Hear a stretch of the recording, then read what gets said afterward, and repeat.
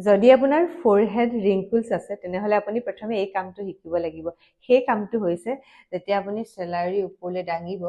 ৰিংকুল create নকৰাকে চেলাউৰি ওপৰলৈ দাঙিবলৈ শিকা কিয়নো বহুত মানুহে যেতিয়া চেলাউৰি ওপৰলৈ দাঙে তেওঁলোকে অসংখ্য ইয়াত ৰিংকুলছ পেলায় আৰু লাইনছ পৰে যিবোৰ পিছলৈ গৈ গৈ সেই লাইনবিলাক ডিপ হৈ গৈ থাকিবলৈ ধৰে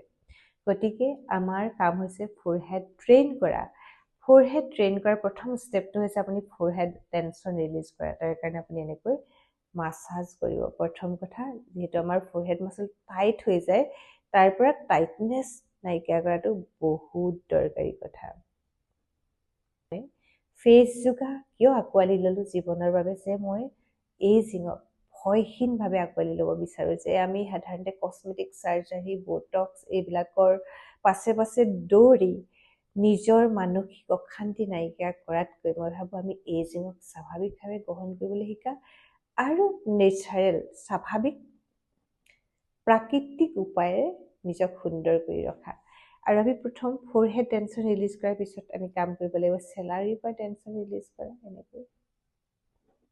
এনেকৈ চেলাউৰিৰ পৰা টেনশ্যন ৰিলিজ কৰক 30 ছেকেণ্ড কৰিব তাৰপিছত আঙুলি আপুনি এনেকৈ ইণ্টাৰলক কৰক আপোনাৰ আইব্ৰ ওপৰত ৰাখক এনেকৈ লিফ্ট কৰক হোল্ড কৰক কান্ধ যাতে ওপৰলৈ নুঠে কান্ধ ৰিলেক্স কৰক আৰু যদি চকু ডাঙৰকৈ মেলক আৰু লাহে লাহে মুদিবলৈ ট্ৰাই কৰক ওপেন ইউৰ আইজ আৰু লাহে লাহে মুদিবলৈ ট্ৰাই কৰক লাহে লাহে মুদিবলৈ ট্ৰাই কৰক আৰু দেখিব আপোনাৰ চকুকেইটা কিমান আৰাম লাগি আহিব বহুত বেছি ব্লাড চাৰ্কুলেশ্যন হ'ব ই আপোনাৰ কপালখনক ট্ৰেইন কৰাৰ লগতে আপোনাৰ ডাৰ্ক চাৰ্কুলৰ সমস্যা নাইকিয়া কৰাটো সহায় কৰিব এণ্ড ৰিলিজ আৰু এতিয়া আপুনি লক্ষ্য কৰকচোন আপুনি চকুকেইটা সহজে মেলিব পাৰিছেনে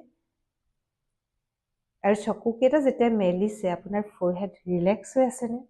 গতিকে যদি আপুনি ফৰহেড ৰিংকুলছ কমাব বিচাৰে আপুনি চকুকেইটাক ট্ৰেইন কৰক আৰু ফৰহেড মাছলক ট্ৰেইন কৰক যাতে অযথা ই লাইন ক্ৰিয়েট নকৰে আজিলৈ আহোঁ আৰু আপোনালোকে যদি মোৰ লগত লাইভ যোগা ক্লাছ কৰিব বিচাৰে তেনেহ'লে স্ক্ৰীনত দিয়া নম্বৰত কণ্টেক্ট কৰিব ধন্যবাদ